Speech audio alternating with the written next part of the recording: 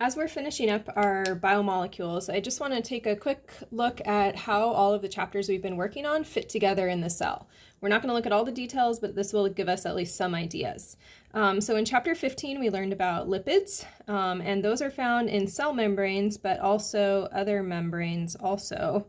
And so as you can see here, here's a zoom in of a cell membrane. And that's what's going all the way around my cell. And you can see the polar heads and the non-polar tails. So we can see chapter 15 in the cell membranes. We can also see chapter 15 in the nuclear membranes. Over here, these little crosshatch things are mitochondria. And the membranes, the outer membrane and the inner membrane, are also going to be built out of lipids and also out of proteins, we'll see. So chapter 15 shows up in a few places.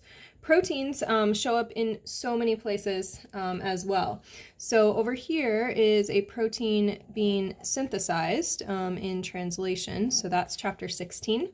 Also, our chromosomes here are about 47% protein, the histones, so there's proteins there. These little small balls are ribosomes. You can see that here, and our ribosomes are also 40% protein. 40% protein. In addition, in this inner mitochondrial membrane, and in the membrane here, and also in this membrane, there's often a lot of proteins embedded in those membranes. In particular, this inner mitochondrial membrane is about 70% protein. So there's a lot of proteins going on.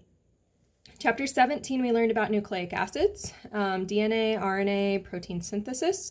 And so we can see again in our chromosomes, here's a blow up of our DNA, double-stranded, and then over here I've got mRNA and I've got tRNA as I look at translation here.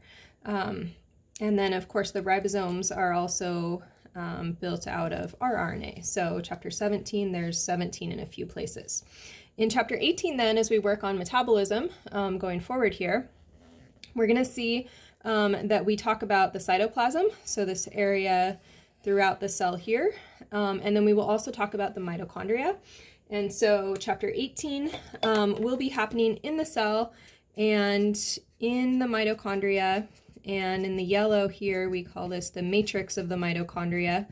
And so chapter 18 will look at food moving into the cell. Let's just draw a little arrow here. So chapter 18 is going to bring food into the cell.